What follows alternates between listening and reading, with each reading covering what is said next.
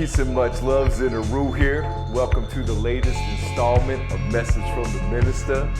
This week's message is practical preservation. Practical preservation. I want to welcome you all here. You know, every week I always want to remind my nobility that there is no such thing as time and space when it comes to the spirit. So across all time and space, I see y'all here with me now in spirit. Doesn't matter how far forward in the future or how far away. We're all together here right now in this time and space. And I want to welcome you all here. Practical preservation. Yo, when I was thinking this week about what the message from the minister was going to be about, I kept just hearing the word preservation, preservation, preservation. And as most of y'all already know, I've been trained in the Temple of Hip Hop. I'm a minister for the Temple of Hip Hop. And the Temple of Hip Hop is a hip hop preservation society. So how do you preserve the hip hopper? How do we preserve hip hop? By preserving the hip hopper. So how do you preserve hip hop? Well, by preserving yourself if you're a hip hopper. That's how we preserve hip hop, is by preserving ourselves and helping to preserve one another.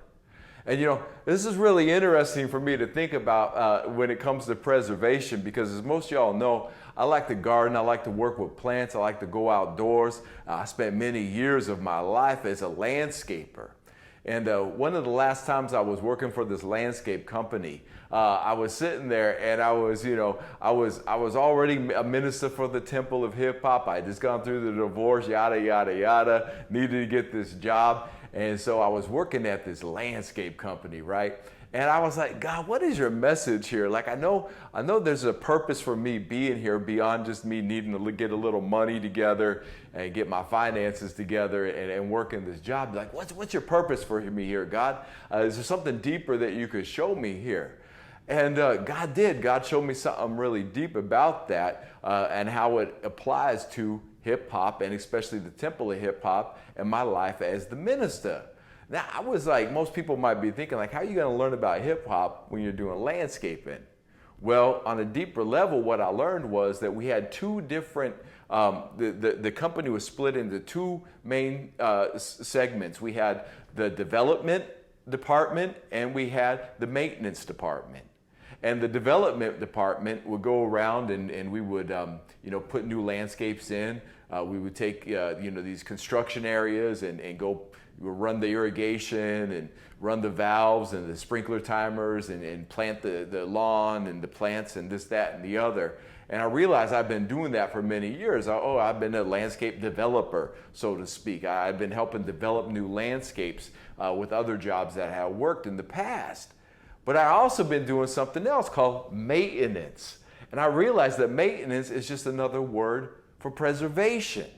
And at maintenance, lawn maintenance, people out there mowing the lawns, trimming the edges with the edge trimmers, blowing the yard, cleaning it up, cutting trimming trees, arborists. And so there's all these things that go into a healthy landscape, into a healthy garden that requires consistent and constant maintenance. And it's the same in our lives. Our lives are like a garden. Once we develop our lives into the people that we decide who it is that we want to become, then there's a certain level of maintenance that has to be done upon the development of the new being, of the purpose, so to speak. Because, every week I've been talking about purpose and really focusing on purpose. But once we find our purpose, once we find out who we are, once we find out what it is that we want to do in life, we want to maintain that. We spend time developing it, we develop our skills, but then we want to maintain our skills after we've developed our skill set. Now, maintenance doesn't mean that it's not going to get better either. Like, maintenance improves a landscape. Maintenance improves, or I should say in this case, preservation improves the life of the hip hopper. But you have to develop yourself first and then move from the development stage into the maintenance stage. And that's what I learned at that time with that. It was only 6 months, 7 months, whatever it was at that landscape company. But I look back over before I came to the Temple of Hip Hop, when I was doing that landscaping for day in and day out for many years, I realized that I've been working on the idea of development and maintenance for many years. And it's fascinating because one guy I worked for, he was an award-winning landscaper. I mean, this guy was an artist, like an artist. Like we would go out and it would just be me and him. And we would go out to like the richest areas of the Bay Area, and people would just sign him over. They said that he didn't even give them a budget that he had to work with at times. They just knew that his work was so incredible, and that what he was going to do to the yard as he transformed their yard into this work of art. They would just say, see me at the end of every week, and I'll sign it. I'll just write you a check for whatever it is you spent. And so this guy was so good at what he did. And then every Friday, we would work Monday through Friday, or Sunday through Friday, or whatever it was. We worked like 5-6 days a week. But on every Friday, we would do our maintenance. And all of the properties that he would maintain were properties that he had landscaped and developed many years earlier. And so it would be interesting for me to learn from him, because we'd be walking around a yard and the flowers would change with the season. The colors of the landscape would change with the season. The actual appearance of the landscape would change over the seasons. And it was incredible for me to watch, because he would say, oh yeah, 30 years ago, I knew that this is what this landscape was going to look like. I knew that if I trimmed these bushes a certain way, if I trimmed these trees a certain way, that they were going to grow up like this, and this is how the landscape was going to appear. And he was, of course, inspired by one of my favorite styles of art, which is Japanese gardens. Let's put a wonderful picture of Japanese gardens up here. You'll see it with bonsai trees as well. With bonsai trees, is that the cultivator, the one who is helping to cultivate and develop this garden or this tree or these plants, can look at the shape of that plant and grow it into the shape and the size even that he wants it to develop into, knowing those different plants. So this is that part of ourselves and our purpose. Well, not only do we need to know our purpose, but we also need to know ourselves. Just like the gardener knows the tree, we need to know ourselves. We need to become the gardener of not only, our activity in the world, our actions in the world, but we also want to become the gardener of our inner garden, of our inner thoughts, of our inner speech, of what's going on internally inside of us. And that's maintenance, that's preservation. We want to be able to eat right, to preserve ourselves as the years go on. We want to be able to think right to help preserve ourselves as the years go on. Now, how does thinking right preserve somebody? Well, thoughts always become things. And, if somebody's thinking violent thoughts, that's not a very life-preserving state of being if somebody's actually thinking about doing those things, because the action always follows the thought. Even though sometimes it seems like people's actions, like, what are you thinking about? Why did you do that? Are you even thinking about what you're doing here? Kids are like that. No, I'm not thinking about what I'm doing. But there is a thought process that goes on. I know any time that I've ever done something really stupid, I thought about it before I did it. I may not have thought it through, but I thought about it before I did it. So never forget that, the mind, I always say the mind is a garden and thoughts are the seeds. So what kind of seeds are we going to plant in that garden?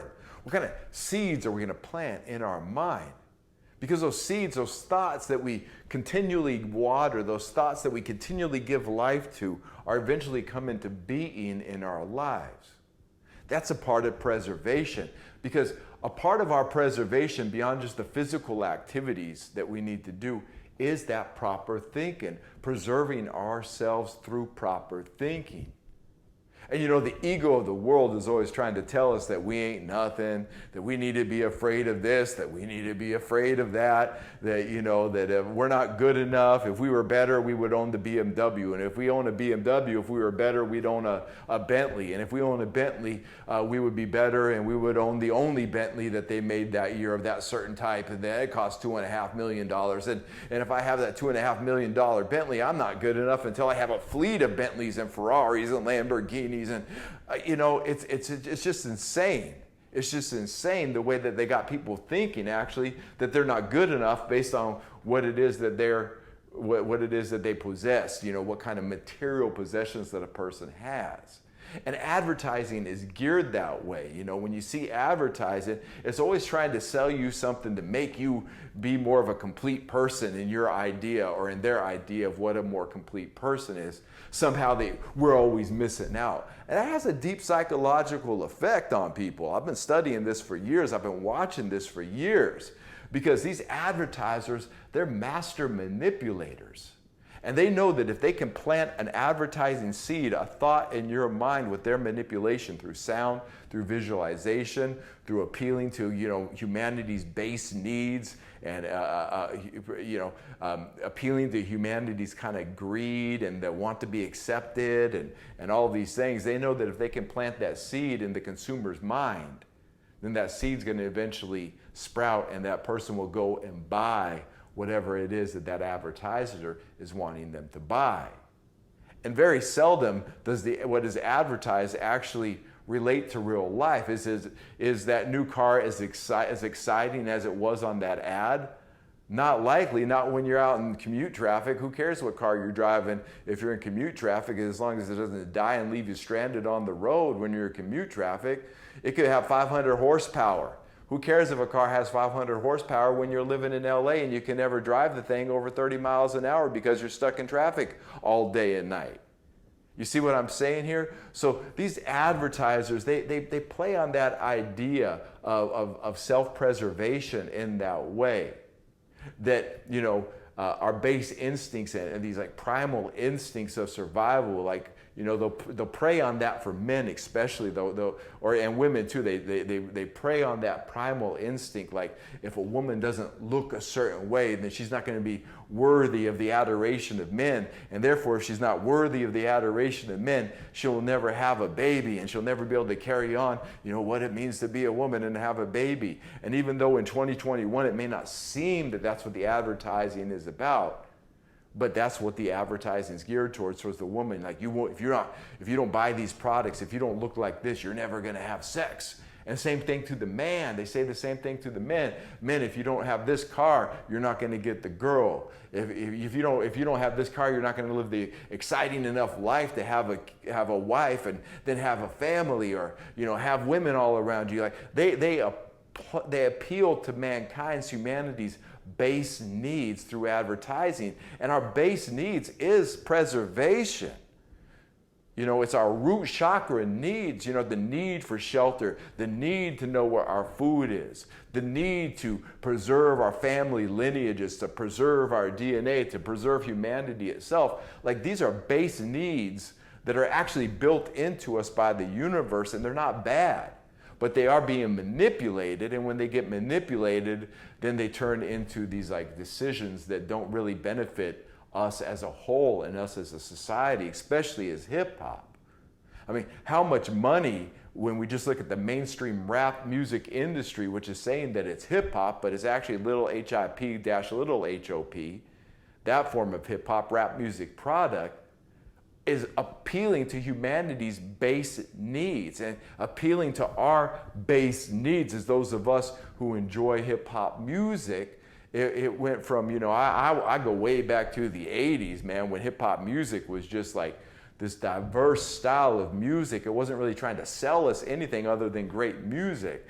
You know, Jam On It, Freaks Come Out at Night, Planet Rock, you know, The Message, and then all up to Run DMC and LL Cool J, then Boogie Down Productions and Big Daddy Kane, Rakim, Public Enemy, up into Nas and Wu-Tang and Tupac and Biggie, you know. But and when it started getting into that era, up into the 90s, the mid 90s era, they were trying to sell us certain things, and, you know, all of a sudden hip hop music became like almost like advertising for corporations, and that was when hip hop music in the mainstream started losing its soul in that way.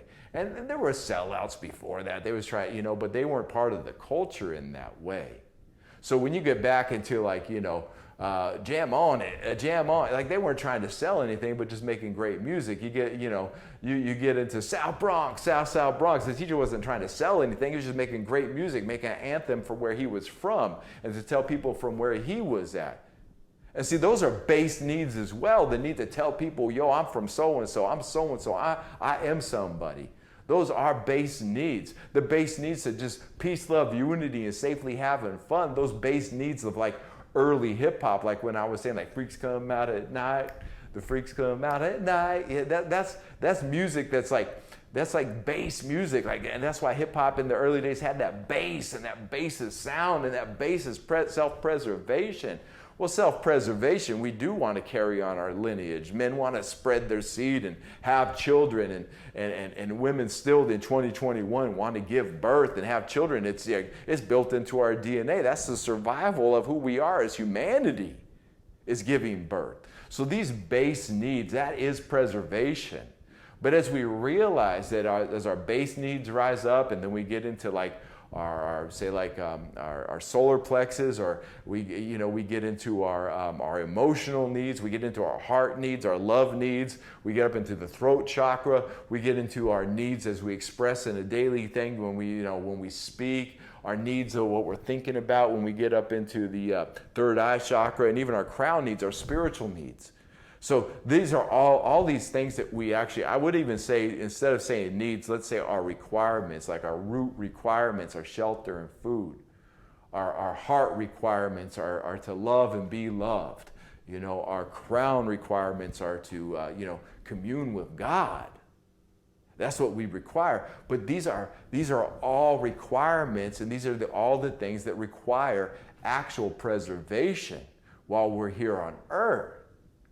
Spiritual preservation, what does that mean? Let's go from the root preservation, where we need food, we need shelter. Okay, let me work on one of these 9 elements. Let me build off of one of these 9 elements to provide money so I can, or provide funds or resources. If I could rap, somebody who could rap and can use their rap skills or their DJ and production skills to bring in funds, or their entrepreneurial skills to bring in funds, to pay for that shelter, to pay for the food, to pay for the shelter, to pay for the family. And then you get up all the way, we can just climb those needs and then go all the way up to the crown. And then all of a sudden the crown, the spiritual needs or the spiritual requirements are going to be like, where do we go after this? I know that energy is eternal. I know the spirit is eternal. I feel my eternal soul. Where do we go? What do we do after this? How do we prepare the way for when we leave this body? Will we be spiritually prepared for that time? That's also preservation. We want to preserve the spirit, because we want our spirit to go and continue to a place, to heaven. We want to go to heaven when we die.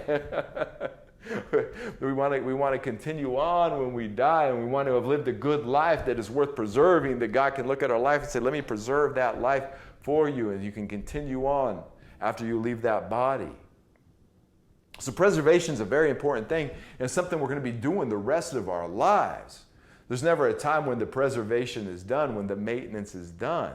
No, it's an ongoing process, and that ongoing process requires, patience. It requires discipline. It requires intelligence, because patience. We got to be patient with the process. Patient while we're developing ourselves. We got to have that patience as we're learning how to rhyme, or as we're learning what our purpose is in life. Whatever that is that we're doing in life, we need to use and apply that patience. Discipline. We have to have the discipline to get up and preserve ourselves each and every day. Just like it takes discipline to get outside and preserve a garden, the same discipline it takes to preserve those parts of ourselves that need preservation. And these are practical preservation techniques that I'm talking about. These are things that we can just do in our day-to-day living, so that when something comes up, say like when a trial or a test comes into our lives, and we've been doing the preservation work to keep ourselves strong, to keep our immune system strong, to keep our voice strong, to keep our rhymes fresh. That when those situations arise in our life, that we're able to deal with those, that we're able to, handle those and give a divine performance when it happens. I was thinking this week, especially about meditation, right? I was thinking about this in meditation, because I call it meditation just for lack of, it's meditation to me, but meditation, affirmation, prayer, the map. But when I'm in meditation, I'm realizing this is a form of preservation. I'm just going peaceful. I'm sitting in peace for a moment.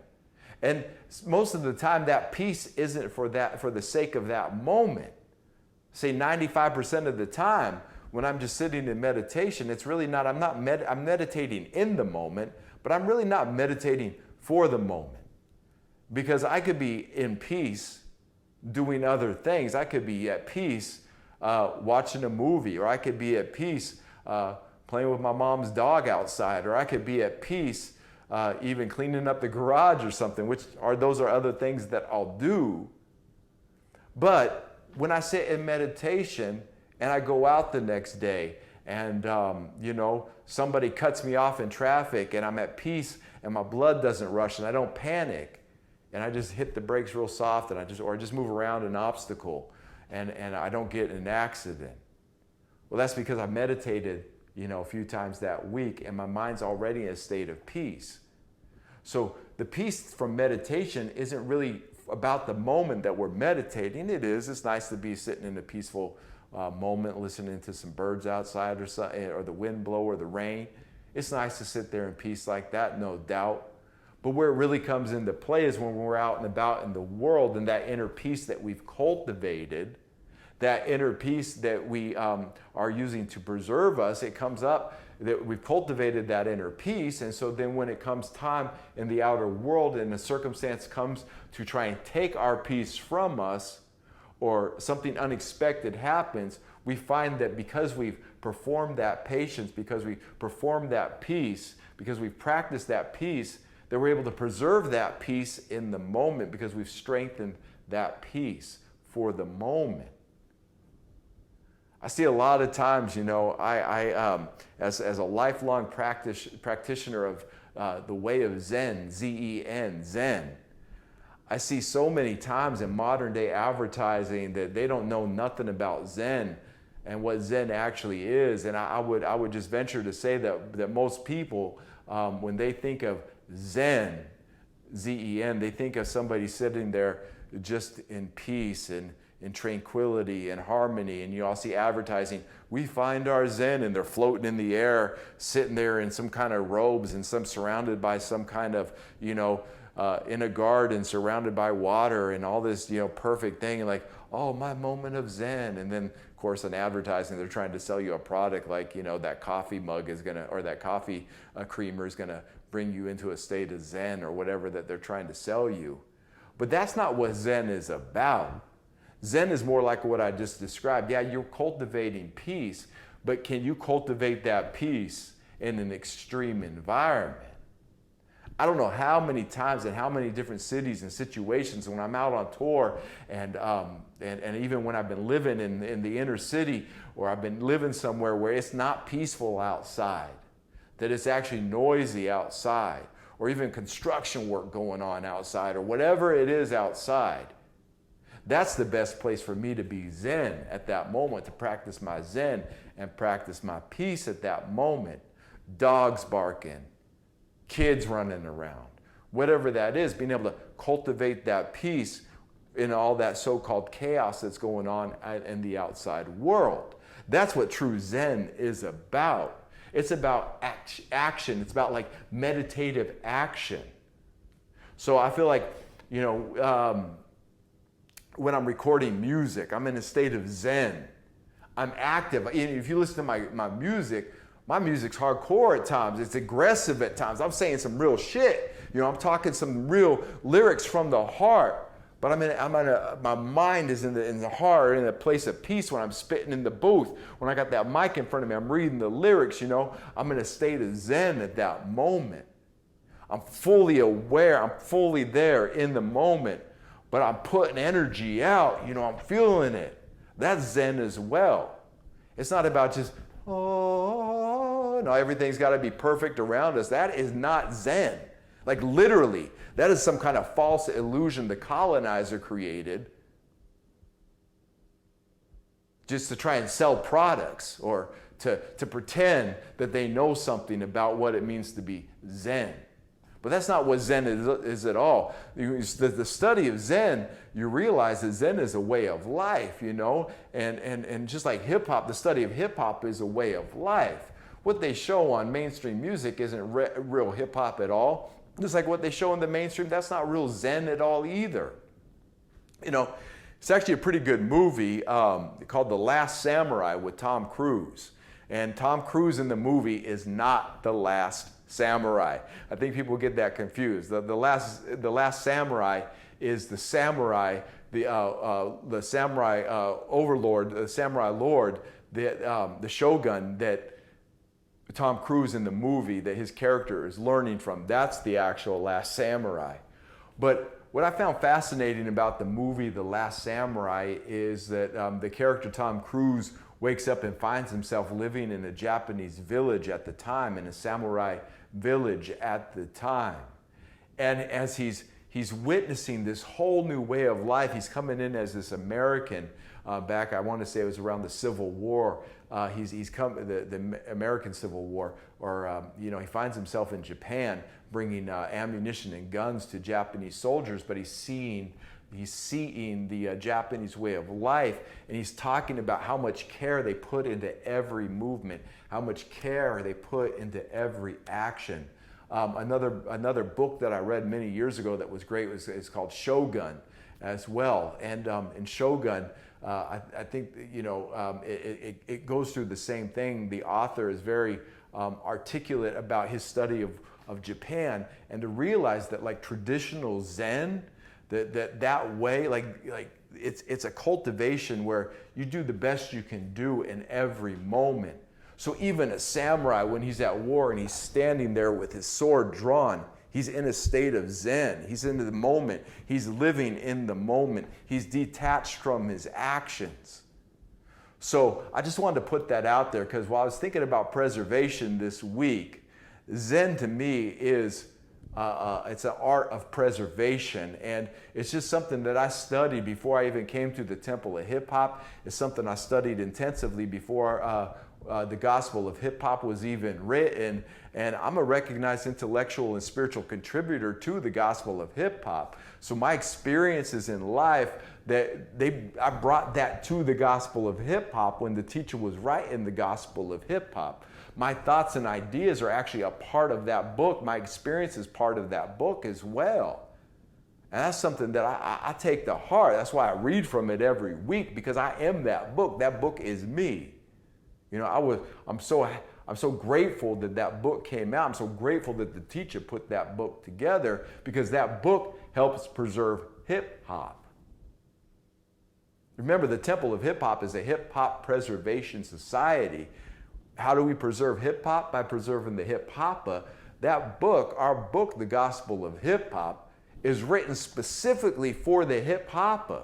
That way, you know, you can go out and study Zen or Tao or Christianity or Hinduism. You can go out and study any of these things as a hip hoppa. But this book has, as you see each and every week, I'll read from classic literature, from these different philosophies in life, even these different religions in life, and then show you how we actually have that same knowledge, but it's written in the Gospel of Hip Hop. It's written in our language for the hip hoppa.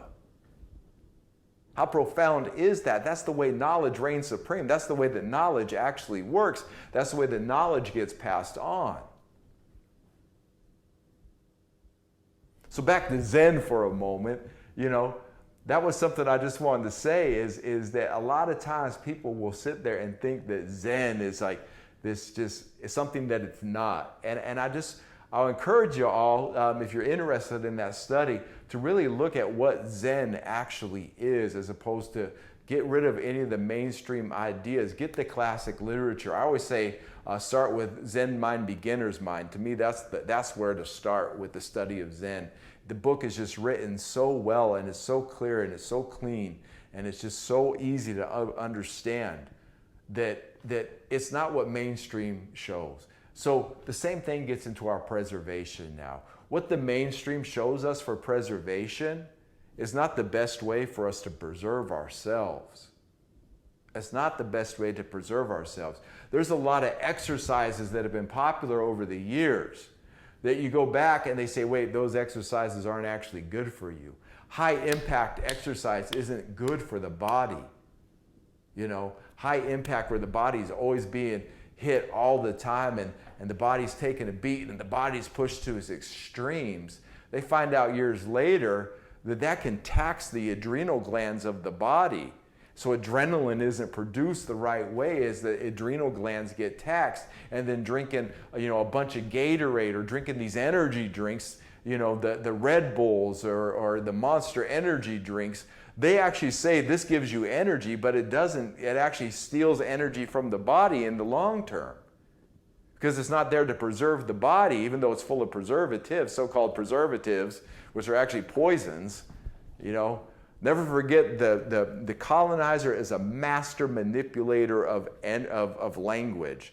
The colonizer, the Babylon system, the New World Order system, the advertisers, mainstream, they are master manipulators of words. They spend billions of dollars. They pay people top dollar, hundreds of thousands of dollars a year to come up and manipulate people by the use of language, by misusing words.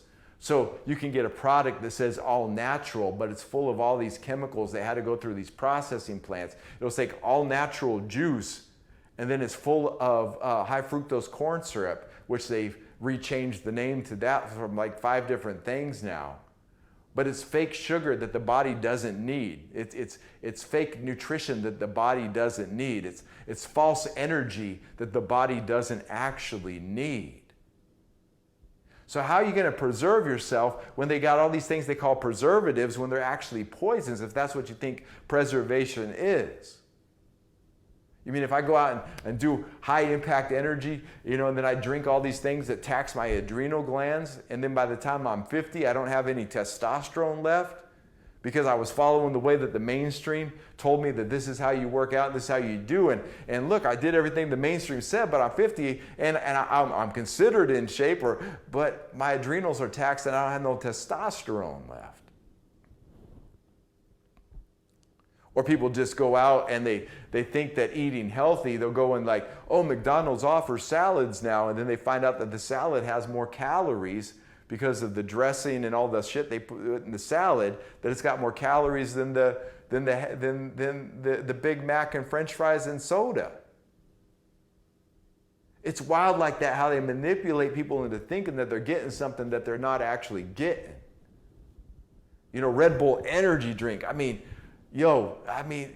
Sometimes you need an energy boost, sometimes you need something, but you can take ginseng as an act of preservation if your body's used to ginseng or maca root, or there's other things at the health food store. You don't gotta, because like something like ginseng, you do have to, there's a certain way, your body has to know how to communicate with those roots and with those plants and with those herbs for them to actually work. There has to be a cultivation that goes on in the body for ginseng to actually work right. I practiced a lot of Tai Chi over the years, so when I drink ginseng, I understand that like it's a root and it's going in the body and it's energizing the body so that Tai Chi can flow through the body in a certain way. So ginseng for me provides this like certain amount of energy from a root, and it's just a root. And you drink the root and a little shot of the ginseng, and man, whoop, wakes me up, keeps my vitality strong, keeps my mind clear and sharp and focused, and it's very simple. But what ginseng does, it just adds to the body. It just adds to the well-being of the long-term well-being of the body. It doesn't take energy out of the body. Now, when I'm out on tour before, I've had to drink some Red Bulls, and I try to stay away from all of that, but when I have in the past, I get this rush of energy. I'm like, woohoo! And then like the next day I gotta, just to be crude here for a second, I have to piss it out. I gotta piss out the Red Bull, and all of a sudden I'm like, oh, yo, man, my pee is nasty right now from peeing out that Red Bull because it's full of toxins, and then my body has to create all these antitoxins and put it into the body, and then all of a sudden, and when you're 30, 35, even 40, you don't really feel those long-term effects. But now I'm going to be 48 this year. My body starts to notice that the long-term effects of drinking something like a Red Bull or Monster energy drink, if I would have done those for years, like those long-term effects would have taxed my adrenals, and my adrenal glands would not be working right. And I also wouldn't be producing the right testosterone that I want to produce so I can go out and do things. I want to be active when I'm 70. I want to be active when I'm 80. I want to be active when I'm 90. I want to be active when I'm 100 years old. 120 years old even. 120, wait. Nah, for real. If we can't start visualizing ourselves at 120, 150, 180, how are we ever going to live that long? Now, for real, that's the way energy works. And we're at a time in human history and the unfoldment of the human's evolution that there's certain things coming to us from the heavens, literally coming to us from what we call outer space, beyond the firmament. There's these energies and from certain star alignments and certain precisions of certain equinoxes that are happening right now that are turning us and turning on certain things in our DNA that we are going to be able to start living a whole lot longer through our knowledge of roots and plants and earth and water and gems and minerals and crystals and sound and healing and light and energy. I mean, we're at that time that was prophesied for this to happen. And so what the mainstream is doing is they're trying to dull us down as humans right now because, believe it or not, we actually do have this opposition in life, this like cosmic opposition to make us stronger, to make us better. But there is actually this opposition. We could call it the devil, we could call it the New World Order, we could call it the Illuminati, whatever we want to call it. That's actually opposing us and our growth. And so they're taking our knowledge and falsifying it. They're master manipulators. Don't be fooled by the mainstream's idea of what self-preservation is. Learn what preservation is for you. And it's not this. It's the same thing that works for, say, myself isn't going to work for everybody else. Ginseng works for me. Maca might work for somebody else. There might be other roots and other things that we haven't even discovered yet or that have been forgotten that we can take. But know thyself. It has an old one. Know thyself, hip hoppa. Know thyself, my nobility. What works for you? How do you preserve you? And if you even ask that question, how do I preserve myself? Remember, as the gospel of hip hop teaches, we got to become our own guardian angel. And what that means is our 20-year-old self has to be looking out for our 30-year-old self. Our 30-year-old self has to be looking out for our 40-year-old self. Our 40-year-old self has to be looking out for our 50-year-old self. And taking those things into consideration that like, when I was 33, I remember thinking that, when I first learned this technique and teacher was teaching this, he's like, become your own guardian angel, pray over your younger self. And look out for your older self as your younger self. Let me give the technique here. We pray over our younger selves. We see ourselves. We sit there in meditation, affirmation, prayer, and we pray over our younger selves. We see ourselves in situations of our younger self, and we just pray over ourselves, knowing we can't change the situation. We can't change our perception of that situation. And we can see that there were times in our lives that we needed a piece of advice or we needed to know which way to turn, and we actually made the right decision, or we were protected in life from something certain happening, and we realized it was our older, wiser self that was guiding us. Well, for that to happen, our younger self has to do those things to take care of the older self so the older self can actually become. If we do something stupid that ends our life at 35, we're not going to become 40. So just for you to be here watching this video, your younger self took care of you at one time, excuse me, so you can arrive at where you are right here and right now in the moment that you're in. That's preservation right there. Can we do better? What can you add to your life, or even more importantly, what can you take away from your life to preserve the future you? What kind of healthy decisions can you make right now in life to preserve the future you? There's a lot of them. But the more that you get into that these acts of self-preservation, things like intermittent fasting, that's a great one. Letting all the food in the body digest and then going to eat again. Not eating like in the mainstream where they want you to eat, thinking that you're supposed to eat 3 giant meals every day. Or on the run, always eating, but never letting it digest properly. That's an act of self-preservation, letting food digest properly. So you can see there's all these little things in our lives that help us preserve the future self, that help us preserve who we are. Let's get into this actually. I just realized I haven't even read from the American Heritage Dictionary, the 3rd edition. I'm going to read, I'll put them up on the screen now. I'm going to read the definitions. You can see here, preservationist at the top, preservative, which we'll breeze over that, and then to preserve. This is all about preservation here. And also as a side note, P-R-E, serve, S-E-R-V-E, to serve in advance, right? To serve ourselves in advance. That's the preserve. To me, it's not even written in here in this definition, but to do something in advance, to pre something, to prevent something as you do something in advance so something doesn't happen. To prepare, you prepare in advance for something to happen. You prepare ourselves. So pre is before, and so to preserve, it's to serve in advance. So when we preserve ourselves, we're serving ourselves in advance. We're taking care of those things that we need to do that will serve ourselves in the future. Preservationist, one who advocates preservation, especially of natural areas, historical sites, or endangered species. I'm going to read that one again because, hip-hop, the Temple of Hip Hop is a hip-hop preservation society. Therefore, those of us who are the Temple of Hip Hop, we are hip-hop preservationists. I myself am a hip-hop preservationist. And look at this here, preservationist, one who advocates preservation. Okay, so we advocate preservation. That's what this video is about, advocating preservation, especially of natural areas. Well, we're talking about the garden, but our bodies are natural too. We are nature. We are living nature. Never forget that. Historical sites, well, that would get into things like, preserving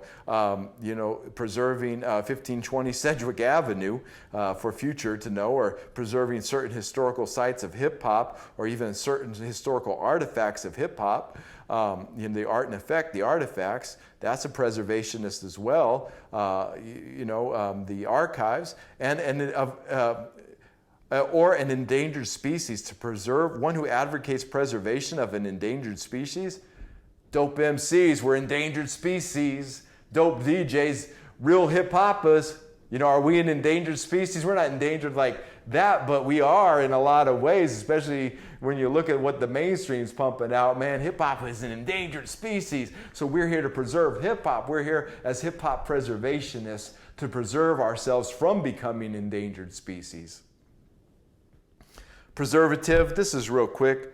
Tending to preserve or capable of preserving, something used to preserve, especially a chemical additive food to inhibit spoilage. Wrong. That I got to disagree with there. They call that a chemical preservative to inhibit spoilage. It's actually they're adding those so-called preservative. They're adding those chemicals to prevent nature from happening, because what would happen in nature is nature wants to get rid of those poisons quick as it can. So they're adding more chemical poison to the food so that nature can't transmute it as fast as it possibly can. Now, another way of preservation would be like salt. Salt is a preservative. Like they used to take meat and pack it in salt. Or you see beef jerky, that's a way of preserving the meat when they make beef jerky, or they make jerky out of different meats. That's a way of preserving the meat. Same with fruit. That's a way of preserving the meat, preserving fruit. Drying fruit is a way to preserve fruit through the winter, or canning fruit even, making jellies and jams and canning fruits and vegetables for a winter. That's a way of preserving. There's a way of preserving food with salt, with vinegar, with sugar, with certain things, and then sealing it and keeping it from hitting the oxygen. There's certain ways of actually preserving food. So I actually got a bone to pick with the American Heritage Dictionary here. Something used to preserve, especially a chemical added to foods to inhibit spoilage, that's absolutely wrong. That's not even what's happening. Those chemicals being added to foods don't preserve the foods. They actually inhibit nature from taking its due course, which would be to decompose that food in a timely process, which is how it was created to be. So they're pulling all these weird chemical concoctions together, and then people are drinking these chemical concoctions thinking that they're preservatives, thinking that they're actually preserving themselves like they're a mummy or something, embalming fluid and all this other stuff in soda pop. Now, let's get to preserve though. Preserve, served, serving, serves. To maintain in safety from injury, peril, or harm. To protect. Well, let's go to serve too. We're serving our community as hip-hop preservationists. We're in service to hip-hop. We're in service to ourselves. We're in service to God. That's what our ministry is about, being in service to God. That's what the only form of real spirituality, by the way, is being in service to God. People can call it other names, the universe, the Tao, but being in service to life, but being in service to God is the only form of spirituality. Where it seems like what they sell as modern quote-unquote spirituality is all of service to self. Oh, I'm always serving myself. Oh, the universe must serve me. Oh, God must serve me. Oh, everything must serve me. As opposed to being a servant. They've got people thinking that spirituality is about being served. Oh, I deserve this. I deserve this. Oh, the universe, I deserve this from the universe. No, you don't. That's not spirituality. That's immaturity. That's kindergarten. That's baby thoughts. That's immaturity. That's actually an illness. That's mental illness as you get older. If you think that the universe and God is here to serve you and you claim to be spiritual, you're actually mentally ill. Like you actually have spiritual illness in that way. Because true spirituality is actually about being of service to others, being of service to our community, being of service to God. And part of that is being in service to ourselves. This is about self-preservation here. If we don't take care of ourselves, we can't take care of other people. If we don't take care of ourselves, we can't take care of God. So that's a part of it, but it's not the totality of it. So that's the serving part of preserve or preservation as well. Preserve, to maintain in safety from injury, peril, or harm, to protect. Word, protecting our culture from harm, protecting ourselves from harm, protecting one another from harm, it's keeping ourselves safety, keeping our culture from injury, you know? Because ain't nobody else going to do it. We got to look out for ourselves here. And we got to look out for one another here. Definition number 2, to keep in perfect or unaltered condition. Maintain unchanged. That's the maintenance right there. To keep in perfect or unaltered condition. That's how you have a really valuable cars, right? Like when you go back and you look at classic cars, like the ones that have been preserved to the most original state of being. So somebody could sit and say like a 68 Mustang Fastback that's been preserved, like a Shelby Fastback that's been preserved, that's all original numbers, the engine matches, there's original hoses, those kind of cars. Now there's certain maintenance that has to be done on those cars. The oils have to be changed. You have to run cars. You can't just park a car and have it preserved. There has to be maintenance done on that car for it to be preserved. But the ones that are perfect or unaltered condition, those are the most valuable ones. Something to think about when it comes to hip-hop, and hip-hop is consciousness. You know, the original, that's why we preserve our ancestors. We preserve our icons. That's why we preserve the cool Hercs through stories and through study and through lifting up the name of cool DJ Herc. That's how we preserve the original intention of hip-hop culture.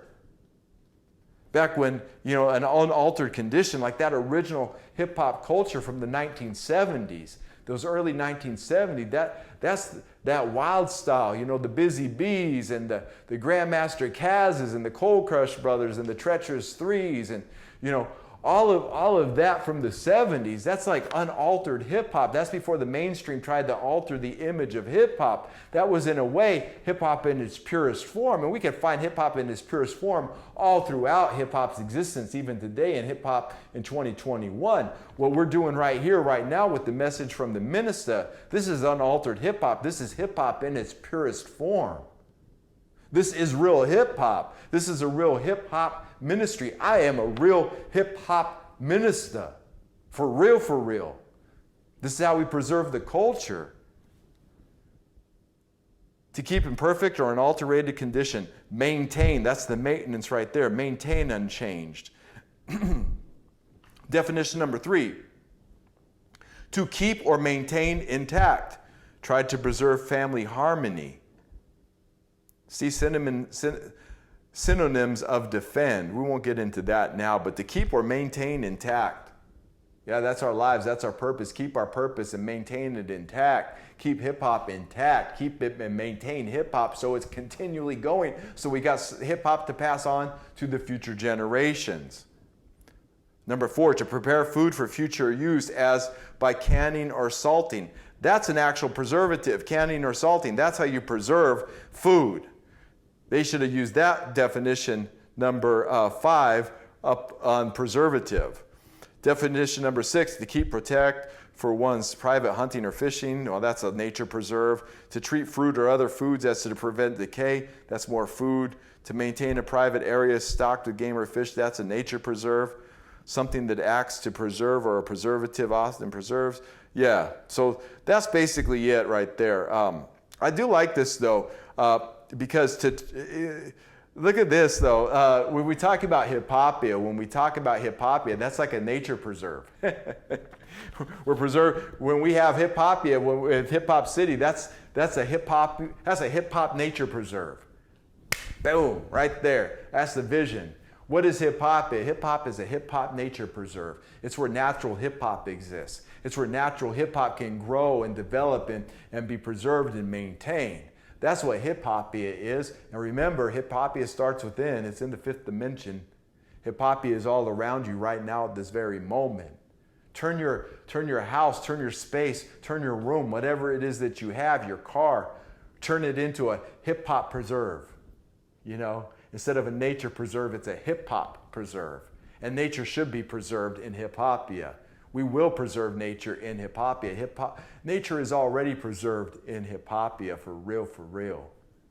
So to preserve, to serve in advance, to preserve ourselves, to serve ourselves in advance, to take care of our future selves, to take care of the future generations of hip hop. We have to start thinking like this, my nobility. Like all of us, there's no time left to waste. There is no excuse. Not only do we have to start thinking about this, we have to start being about it day in and day out. If you are a hip hopper, you have to preserve hip hop every single day, or you're not a hip hopper. You're not hip hop if you're not preserving hip hop. Plain and simple. If you're not preserving hip hop in some way, shape, or form, we got Hip Hop Appreciation Week coming up. If you're not participating in some way, shape, or form in hip hop preservation, you're not hip hop. You're just taking. You're taking from hip hop and not giving back. Preservation is giving back. It's the maintenance, it's the love, it's the care for something else. That's what preservation is. This is practical preservation. This is very practical ways to keep ourselves preserved. But this is the philosophy that leads to the actions that must take place.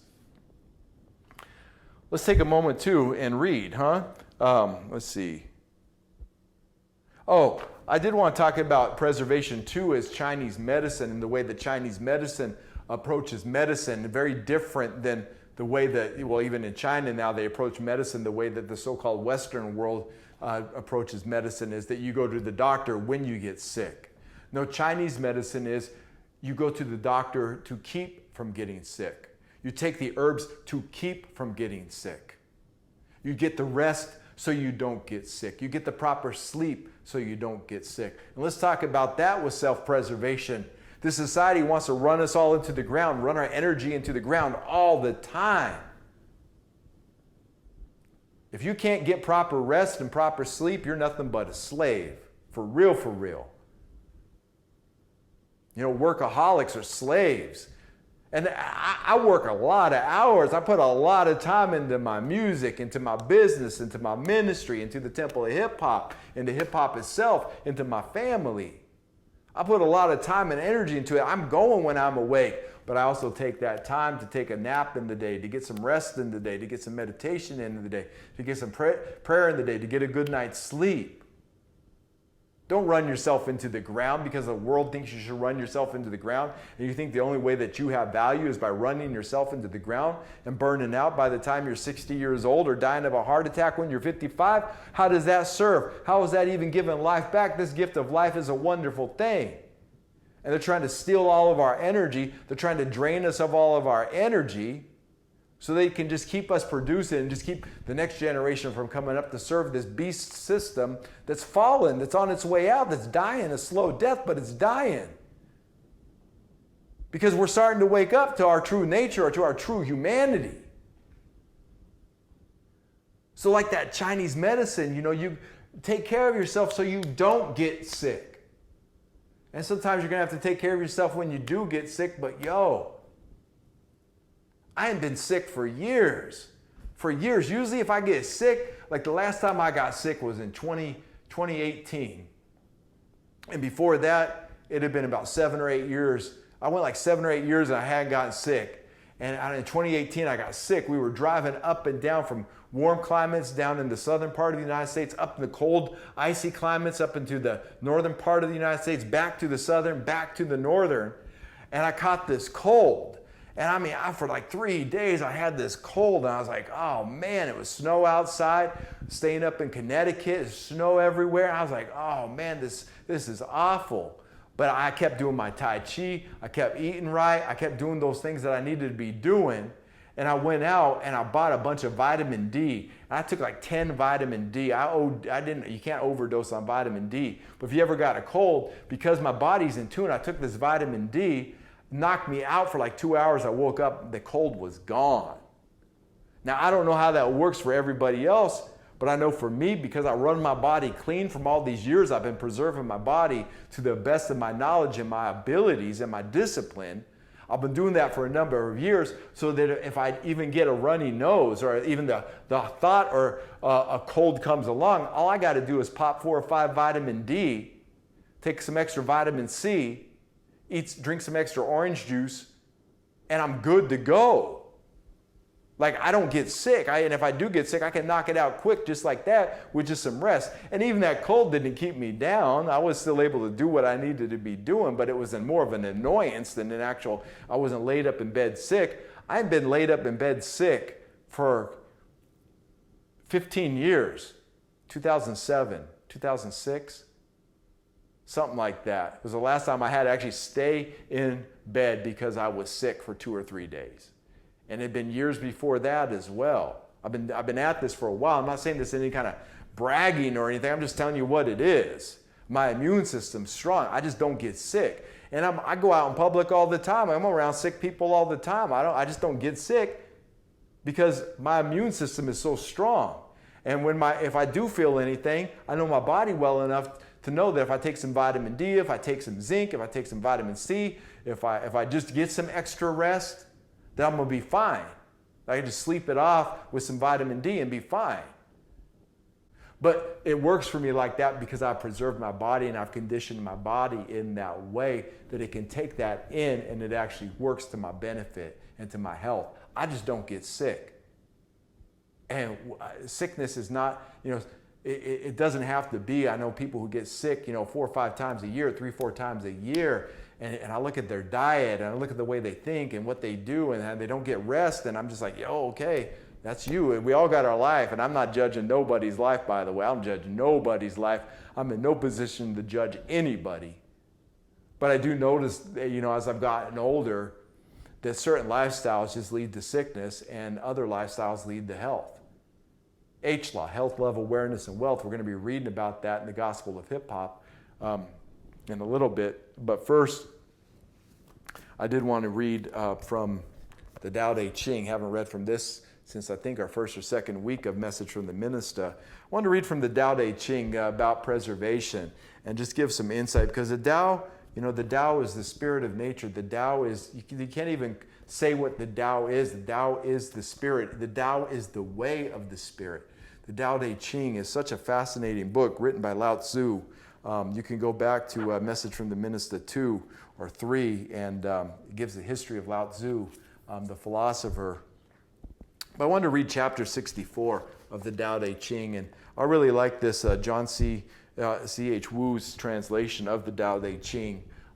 There's other translations out there. This is just the Shambhala, just a classic translation.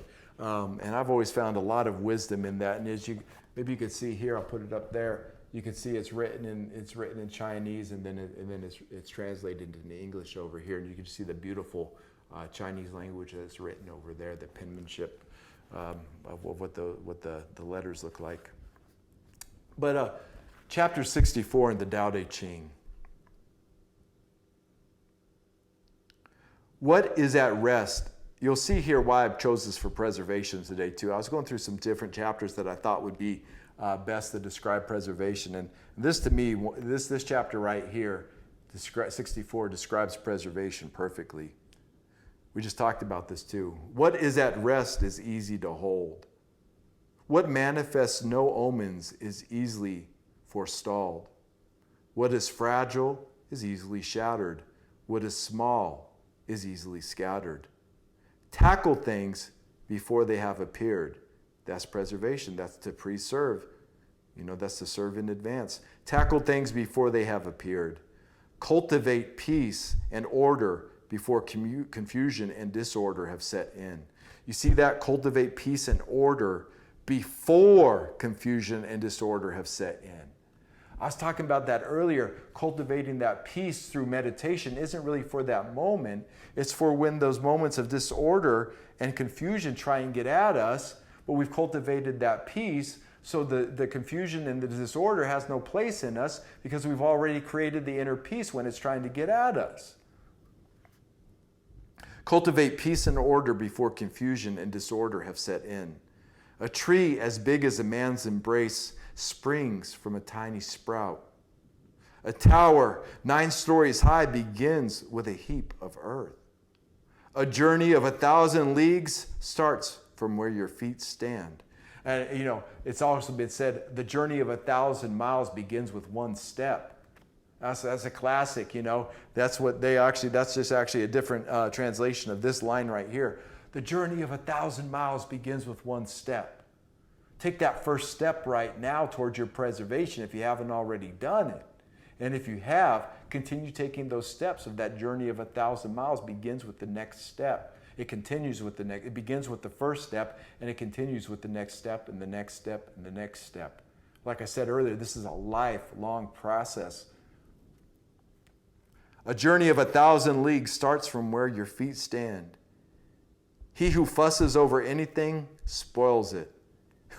He who grasps anything loses it. The sage fusses over nothing and therefore spoils nothing. He grips at nothing and therefore loses nothing. That's non-attachment right there. In handling affairs, people often spoil them just at the point of success. How many times have we seen that happen? Let me read that one again. In handling affairs, people often spoil them just at the point of success. How many times have we done that ourselves, or how many times have we seen that happen? Happens all the time in professional sports. These guys train their whole lives.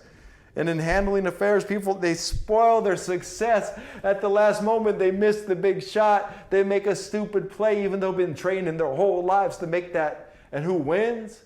Is the one who doesn't do it, the one who makes the shot, who's in their zen at the moment that they need to make the shot. That Michael Jordan, Michael Jordan's a great example of, during his playing career of what the preservation of an athlete looks like, the way he preserved his body, the way he preserved his mind, the focus that he had. He didn't spoil his championships. As a matter of fact, he rose to the occasion.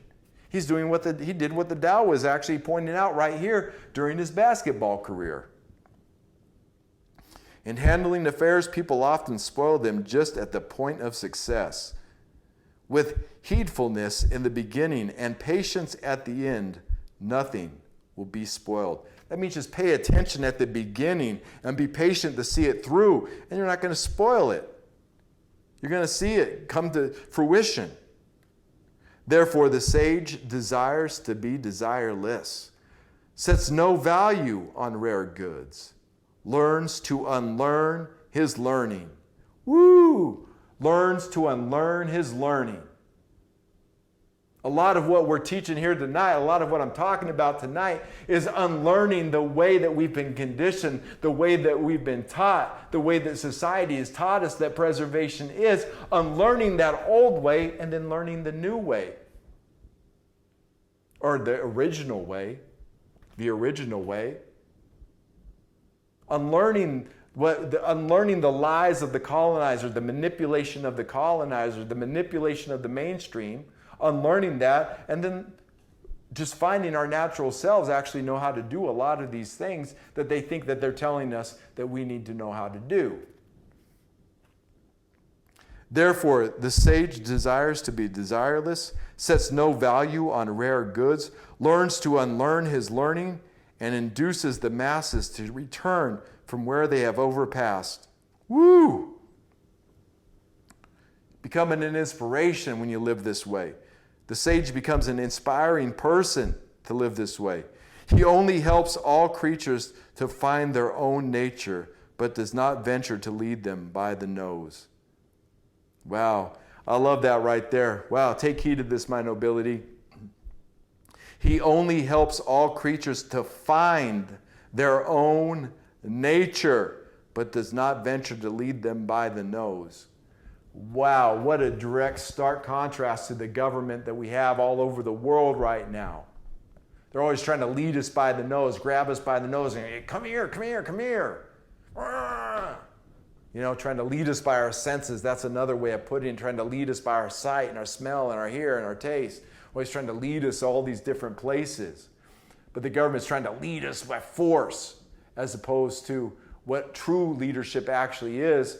And true leadership is organic, and true leadership and true leaders just lead their people back to their nature.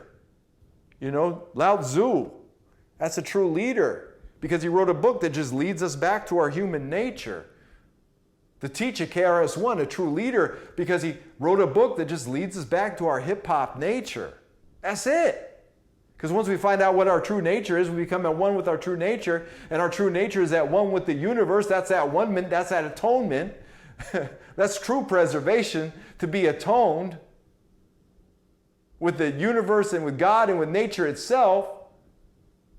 God, universe, nature, our real gun, as the teacher teaches. Once we've atoned into that, once we preserve that part of our own nature, we're at one with it. There's nothing to do but just be. Dao De Ching by Lao Tzu. Get a copy. I got this one for $3 or $4. Used, broken in already. Great book. I suggest this. I really like the John C. H.W. Wu translation, but there's probably 20, 30 different translations just into English out there. The Shambhala classics, they just did a real thorough job when they did these back in the day. Look at my notes here real quick. Well, so we want to get into that preservation. That's what the Dao De Ching was just talking about. We don't got to try and do something. We got to come back to our nature. We have to unlearn those parts of ourselves that are unnatural. Unlearn the unnatural. And when we unlearn the unnatural, we just find our true nature where it already is.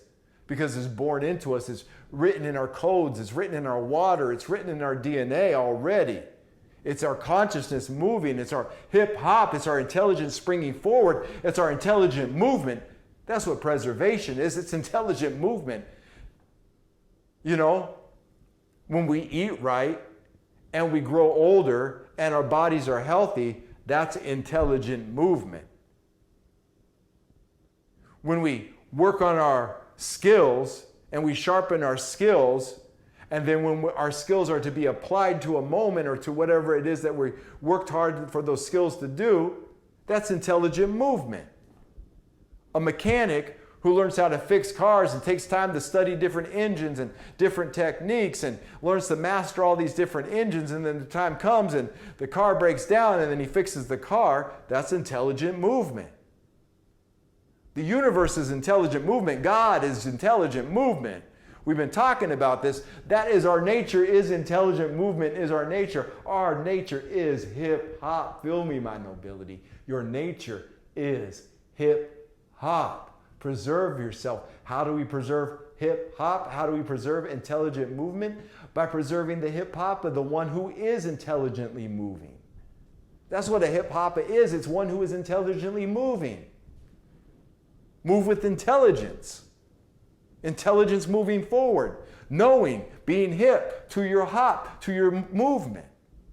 To our movement collectively as well. That's what the Hip Hop Declaration of Peace speaks about. This is 2021. This is the 20-year anniversary of the Hip Hop Declaration of Peace. The Hip Hop Declaration of Peace was written to preserve the hip hop community. Rise up, my nobility. The mainstream is not going to acknowledge you as hip hop.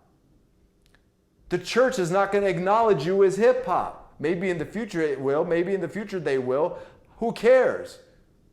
Their opinions don't matter. Whose opinion matters is you. Whose knowledge matters is you. Who is the knower? You are the knower. If you are hip hop, start being hip hop in your life. Start embracing your hip hop self and see it for what it is. Think highly of yourself. Wholly integrated people have an omnipresent power.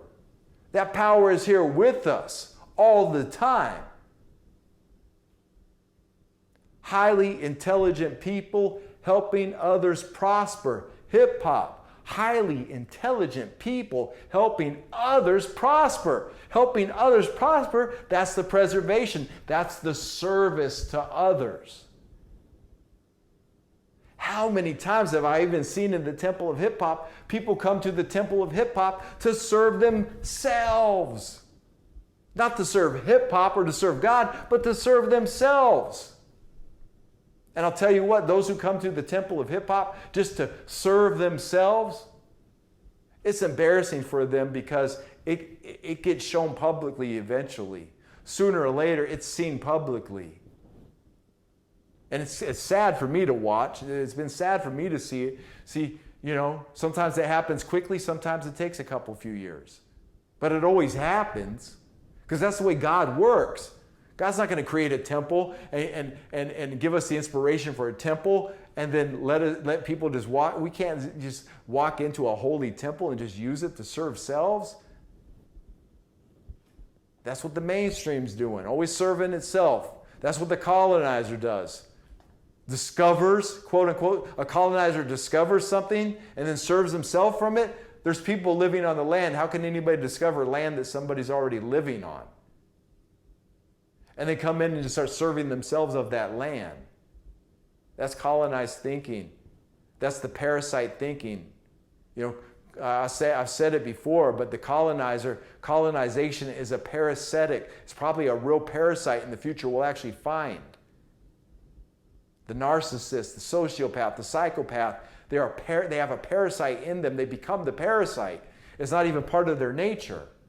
Don't let it become part of any of our nature. Don't let it become part of your nature. Unlearn the parasitical way that the colonizer has taught us and relearn or just become our true nature. To become our true nature, it's like we don't even have to learn it. We just be it. You can open up your Gospel of Hip Hop if you have it with you to page 203, the fourth overstanding, the H law.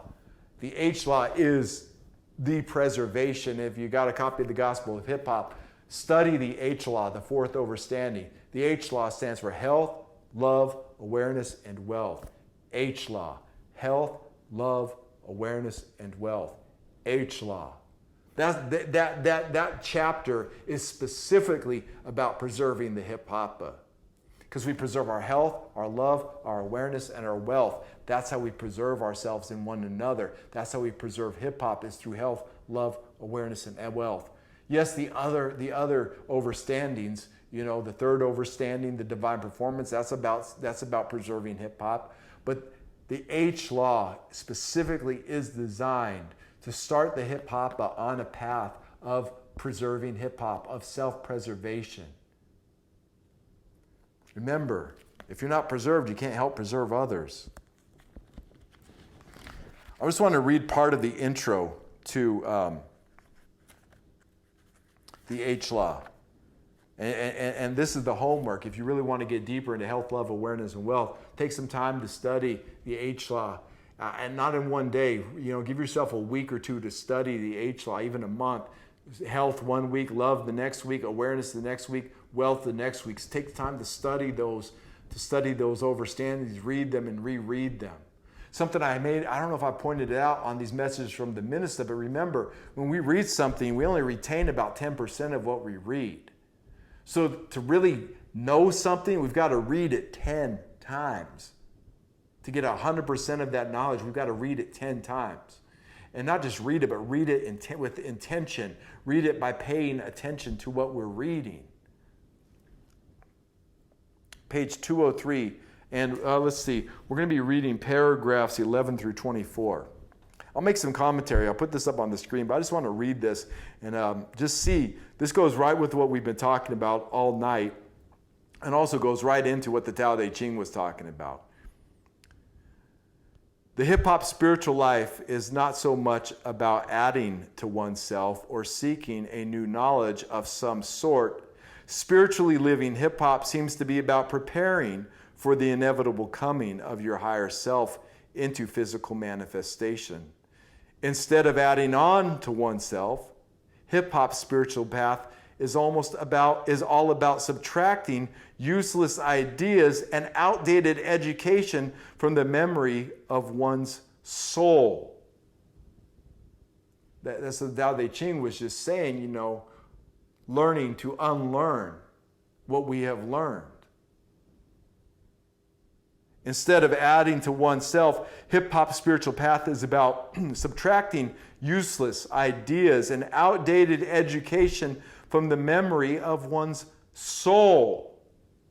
Very powerful right there. The memory of one's soul. Paragraph 12. Most people make the mistake of thinking that the spiritual life is to be attained after a rigorous practice of self-restraint and prayers. This is not altogether true. Yes, self-restraint and prayer are critical to one's spiritual development, but we've learned now that once you have committed even one time to the actualization of your higher self, it is inevitable that such a self will materialize at some point in your life. And this is the key right here in chapter 13. The issue is not whether you will attain a higher, deeper level of spiritual awareness. The issue is, will you be prepared when your higher, deeper level of spiritual awareness arrives? Will you be still doing the same immature things you've been doing when your higher self arrives? Such contradictions are indeed dangerous and even embarrassing. The language you spoke as a child, you can no longer speak as an adult. And the language you spoke as an adult, you can no longer speak as a teacher. Right now, you are pregnant with your higher self. However, the question is, will you be prepared when such a self is born? Preserve. To serve in advance. Start serving the birth of your higher self by preparing in advance. That's why when we say most people think that spiritual life is attained after rigorous practice of self-restraint and prayer, this is not altogether true. Yes, self-restraint and prayer are critical to one's spiritual development. See, it's critical that we preserve ourselves. It's critical that we practice self-restraint in prayer, but it's not for the moment. It's for the preparation for when the moment arrives, that our higher self arrives. We want to be prepared for that. Like, realize this, that our spirit, the Christ within us, vibrates at a faster frequency than our animal body does.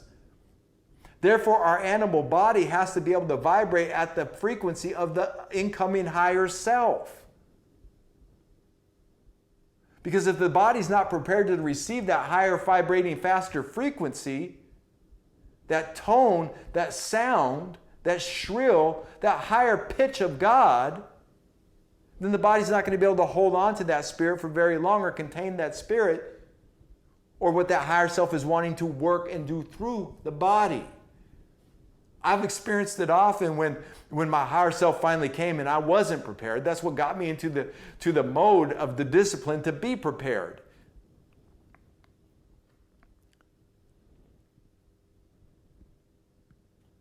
Much of the H-Law's practice has to do with first strengthening one's will to even achieve such a condition. Now, pay attention here, because we're getting into willpower here. And this preservation takes willpower. We are talking here about health, love, awareness, and wealth, the H-Law. And to achieve any one of these conditions, the will of the hip hopper will have to be strong. For without willpower, nothing that the mind wants to do will get done.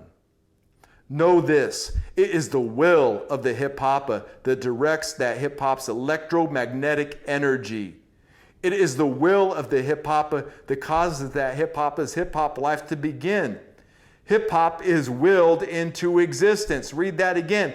Hip hop is willed into existence. And one more time. Hip hop is willed into existence. Hip hop is deliberately produced. It is willed into existence by God. And this is what every attuned hip hopper must know. God wills things into existence. God's work is God's will. Here we observe the spiritual strength is found in one's mastery of one's will. It is the will that resists temptation.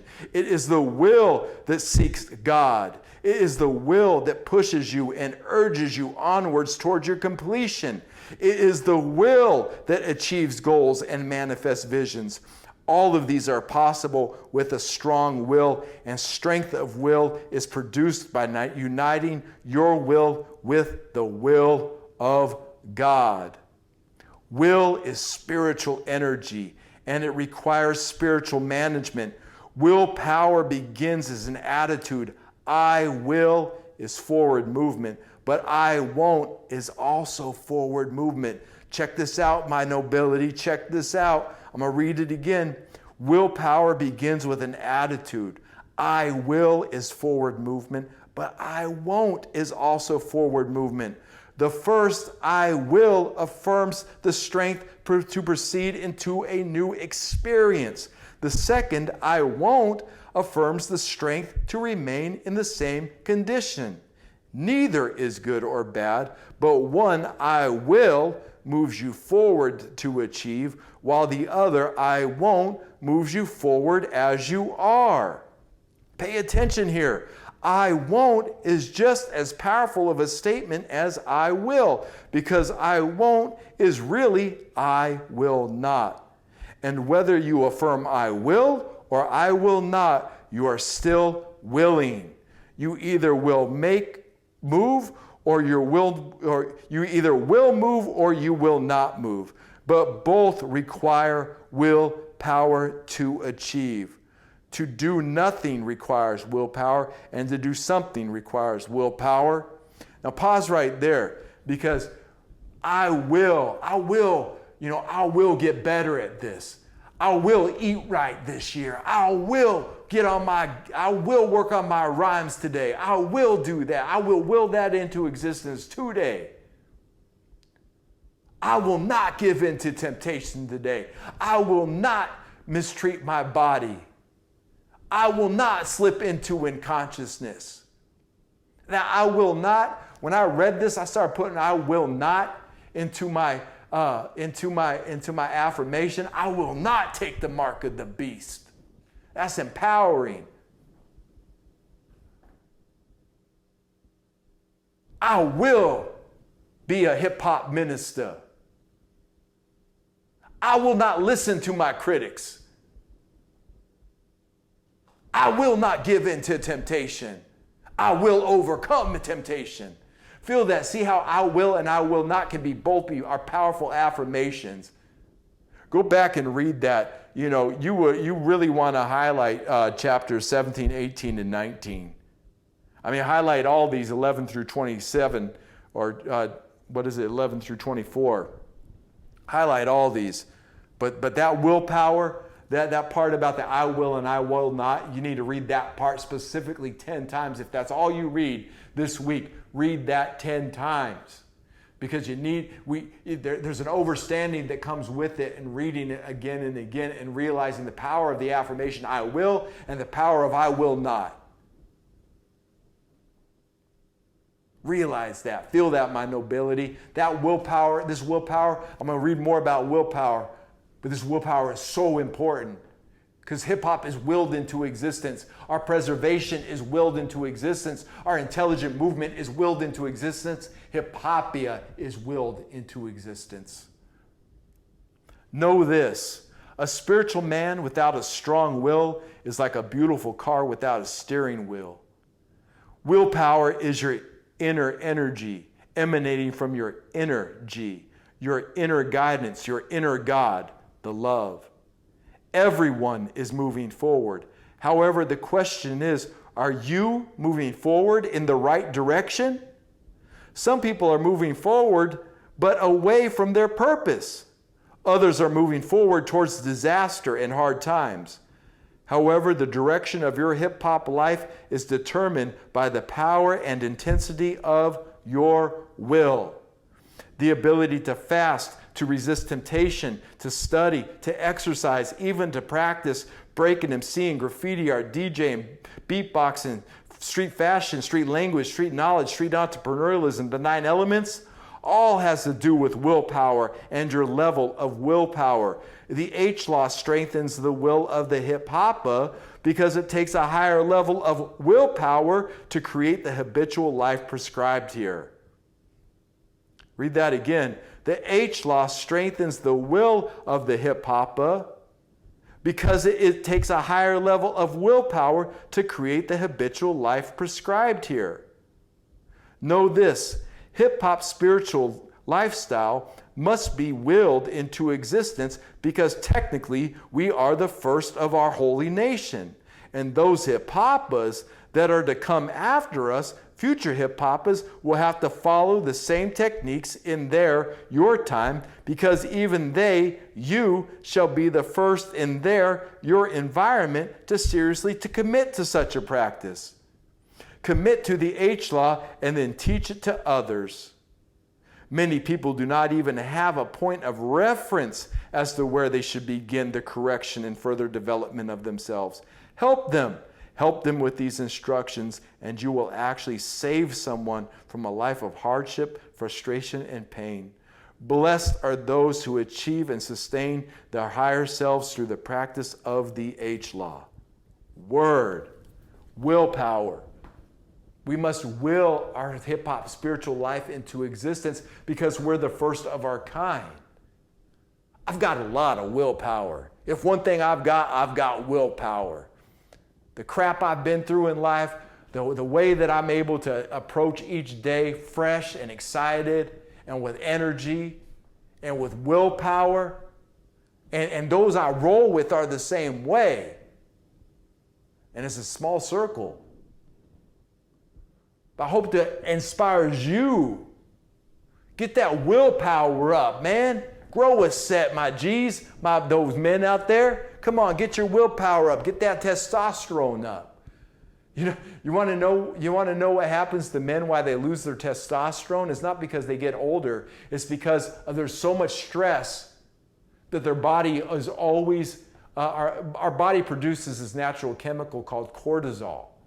And so if you've ever been in a stressful situation and you get a rush of adrenaline, and then all of a sudden the body relaxes and you feel really relaxed afterwards, that's the cortisol rushing into the body. It's really good, it's good in those situations. It's good to have cortisol.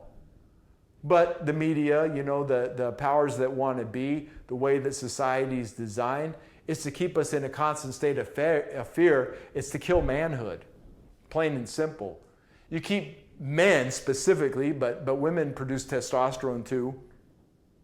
But men specifically, we get older, men get older and get in their 30s and 40s and start having these really low testosterone levels. It's not because you're getting older and your body's aging. It's because you've released so much. It's because we've released so much cortisol in our lives through stressful situations, through taxing our adrenal glands, and that cortisol becomes almost like a drug. It kills. Cortisol eats testosterone. Cortisol kills testosterone. So men can be taking the testosterone supplements and be eating foods that's full of helps produce testosterone in the body, and testosterone is so healthy for males. It keeps us balanced. It keeps us strong. It keeps us focused. It keeps us at peace. It keeps our anger in check. People think that when they see a guy raging, he's full of testosterone. No, he's not. He's full of rage. Somebody raging in anger is full of rage and anger. That's not testosterone. They call it, quote unquote, toxic masculinity, whatever that's supposed to be. There's nothing toxic about real masculinity. Nothing toxic at all. It's only toxic when it's the opposite. It's just toxicity. That's it. If a man's acting toxic, that's not toxic masculinity. He's just being toxic, a toxic person. Masculinity, there's nothing toxic about masculinity. There's nothing toxic about healthy testosterone in a man.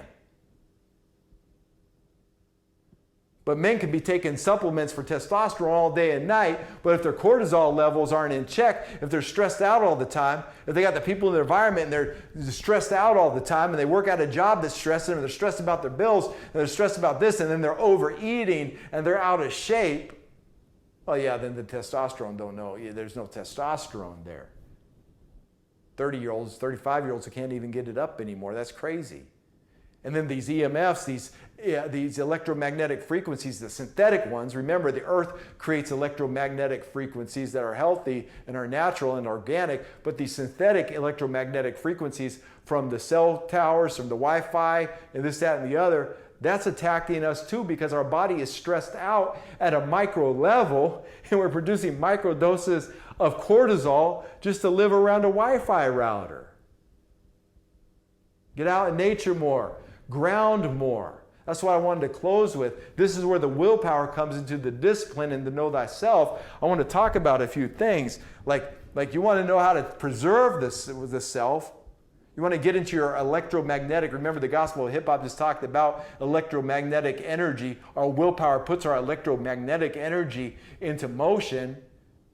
Well, if we're not in tune with nature, we're not in tune with the electromagnetic nature of the universe itself. Water is so important. What's your water? What kind of water are you drinking? What kind of water are you able to bathe in? Are you around water ever? Are you ever just to go and sit by water, by a brook, by a stream, by a pond, by a lake, by a river? Can you sit by a body of water still? The sun is so important. That helps with our electromagnetic energy, our health, our immune system, getting out in the sun. The earth got, grounding, taking your bare feet and putting them on the earth itself, putting them on the soil, on the dirt, on the grass, putting it in a body of water, putting the feet in a body of water. It's grounding. It helps us, we bring those electromagnetic energy up through our feet in that way. Helps preserve us, helps strengthen us. Moonlight, rest, sleep, chlorophyll. I'll put a picture of chlorophyll. I use this brand, Chlorofresh. Just put put a couple spoonfuls of that in a glass of water, drink that down, oxygenates the blood, puts oxygen in the blood. Photosynthesis, our DNA has plant DNA in it for a reason. We actually have a natural photosynthesis. Chlorofresh is plant. It's like liquid plant juice. And so we drink that. I drink that Chlorofresh 5-6 times a week. And it puts oxygen into my body, oxygenates the brain, builds the immune system up, something incredible. Helps flush out toxins out of the body as well. Magnesium. Magnesium used to be a lot more in our earth and our diet, but since our food and our soil isn't nurtured the right way, and since the earth isn't getting to work the ecosystem the way that God designed it to work, because of man's interference with it. Instead of working in harmony with nature, mankind right now is working against nature. And one of the first things to go was magnesium. Like a healthy mineral spring water has magnesium in it. Magnesium relaxes the nervous system, relaxes the mind, relaxes the thinking. There's all types of magnesium out there. I like the magnesium with the trace minerals because there's trace minerals that's missing from our water as well. So when I go and get, the spring water or the alkaline water, I like to put the trace minerals, just a few drops, 8 drops of trace minerals with magnesium into the water with the chlorophyll, and then that gives like this super water, for the body, and the body absorbs that. Especially what I do is I go for a 10-minute, 20-minute, 30-minute walk, get the blood flow and get the circulation going, and then I drink down a glass of alkaline water with chlorophyll, magnesium, and trace minerals in it, and I'll even put a little turmeric in there, and sometimes squeeze some fresh lemon juice in there too. But then hydrate myself with that, and then it floods through the body, and it helps the body recover quicker. It gives the body just this energy and this vibrancy that it didn't have before. And this is very inexpensive to do. It's like at Whole Foods or at a health food store, the trace minerals and magnesium, it may cost $10, but it's going to last for 2 or 3 months. It's like $3 a month, $4 a month. That's nothing for the health that it gives, because those trace minerals aren't in our water anymore, but those trace minerals help higher brain function, help higher body function. And of course, you can look up any of this online and study deeper. I'm just giving a quick overview. Turmeric, I mentioned that before. Turmeric has over 500 known health benefits. And one that I found is I used to have this like kind of sadness that I would feel.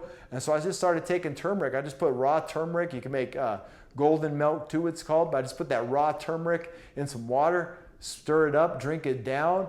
And it was like a chemical imbalance. From all these years of being a kid and growing up and just being depressed at the way the world was, being abused as a kid, all these things coming in, being abused by society and all this stuff, there was this like deep sadness in me. But I realized I didn't have the philosophy that cultivated sadness. I didn't have the activities anymore that cultivated sadness.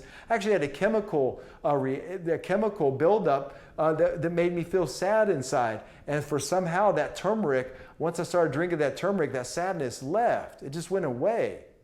And it's amazing too, when I've drinking turmeric in the past, my eyes water and it relieves pressure and stresses behind the eyes. Incredible medicine turmeric is. And you can get this for like $5 at a health food store. It'll last for 2 or 3 months as well. Lemon, organic lemon, getting a fresh lemon and just squeezing it into your water in the morning helps with digestion, helps the metabolism, helps to regulate weight. If you need to gain weight, it helps you gain weight. If you need to lose weight, it helps you to lose weight. Lemon. It's amazing. And it's vitamin C. It's so good for the body, for the blood, for the digestion. Iron. Dr. Sebi talks about we're all iron deficient. Get more iron in our diet. Plant-based iron is the best. Find out which one works for you. If you're iron deficient and you take iron, you'll feel a difference. A lot of people who go vegetarian forget that they need to take an iron supplement or eat foods that are high in iron because they're not eating the red meat anymore. So iron is very important. Alkaline-rich diet. That's a whole study in and of itself. But alkaline, I forgot the name of the doctor, but cancer can't exist in an alkaline-rich environment. And it's not just about drinking alkaline water. It's about eating like almonds and foods that are high in alkaline. And this is a study in science that people have been working on for a long time. So you can go online and find a high, rich alkaline diet. Those are just a few things of health-wise that you can physically do. Get out in the sun, drink good water, ground your bare feet onto the earth, get into large bodies of natural water when possible, drinking the Chlorofresh, the turmeric, the lemon water, getting the magnesium, the trace minerals, getting the right amount of iron in the body. These are things that I know work, and they're very inexpensive, very cheap but they have long-term health effects. You take these things and year after year, your body just keeps getting stronger. You actually get smarter with age. You have less brain fog as you get older. This is this is amazing to me. Every year I get older, I feel healthier. Went out and did exercise for like 2 hours a day with a friend. Went out and frisbee golf for 2 hours, hiked all over the place, got the mind out, got some sunshine, got some earth, drank some water. It was great. Took a little rest period afterwards, took a little nap afterwards, and now the vibrancy is here. Because I do this day in and day out, and once again, it's not to brag or say, look at me, look at me. I'm just saying this as a point to say it works. I know it works because it works in my life. And it'll work in yours, and the younger you start, the better. It's hard for me sometimes to see my younger brothers and sisters be so unhealthy, and they know better. That's lack of willpower. That's a weak will. That diet that's just eating crud all the time, that's eating a bunch of chemical preservatives all the time. That's a weak will. Get it straight. If you have a problem with your diet, it just means you actually have a problem with your willpower. We talked last week about unconsciousness, and I've only found the only way to break through in consciousness is to will yourself to break through it. Dang, I'm being unconscious right now. I mean, I know what I'm supposed to do, but I'm not doing it. Well, willpower yourself to do it. Will yourself to do it. Oh, I'm not working on my rhyme. Will yourself to do it. I've seen so many people, I'm not working on my rhymes. I'm not working on my rap, and I need to do it. They spend more time talking about it than it would actually take to just go write a rhyme. Spending more time belly aching and fussing over, like the Dao De Ching was saying, than it actually takes to do the opposite and actually go do the work. That woe is me, I'm a victim all the time. Oh, that's 2021 in a nutshell. Everybody's a victim. And the more of a victim you are, the higher esteem that you have in life. How strange is that? No wonder everybody wants to be a victim now. A victim is like social status now. The more victimhood you had, the higher you are in the social ladder, according to the 2021 politics of the mainstream. Well, if you got willpower and discipline and you're hip-hop, you got no time for being a victim. We're all victims of some kind of abuse.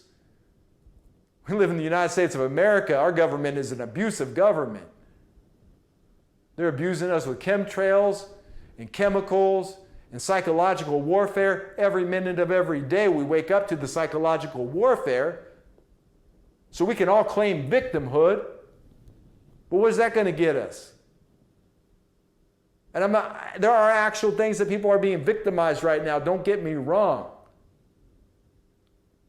But when it comes to willpower, when it comes to real hip-hop, you got to rise up out of your situation. And the only one who can do it is you. The only one who can do it for you is you and your relationship with God. You have to will yourself into existence. You have to have the discipline to will your preservation into existence, to will your purpose into existence, to will hip-hopia into existence. You have to do it. Not nobody else can't do it for you. And I'll tell you this too, and your willpower can help lead other people, but you can't do it for them. You can't do it for them. But you can by inspiring people through your own willpower, and your willpower will inspire others. I've been so inspired when I see somebody, who's older than me, who's in better shape than me. I'm like, oh man, I got work to do. Homie's got some serious willpower. And there's examples all over. You can look all over. There's examples all over the internet, but you can look all over. Examples of people who didn't get into, that they were overweight and overeating, and then they turn 55, and then all of a sudden, by the time they're 58, they're ripped, and they're healthy, and they're vibrant, and they're living the best life they ever lived. So it's never too late to start. It's never too late to start. But if you start younger, it just makes it easier as you get older. I know that from experience. Practical preservation. Preserve yourself, my nobility. You're worth it. You need it. It's in your nature. Unlearn all that crap of the mainstream and find and discover your true nature, hip-hoppa, who you truly, truly are. Practical preservation. And just know that watching this message from the minister was an action of practical preservation. Peace and so much love to you, my nobility. And there it is. Here!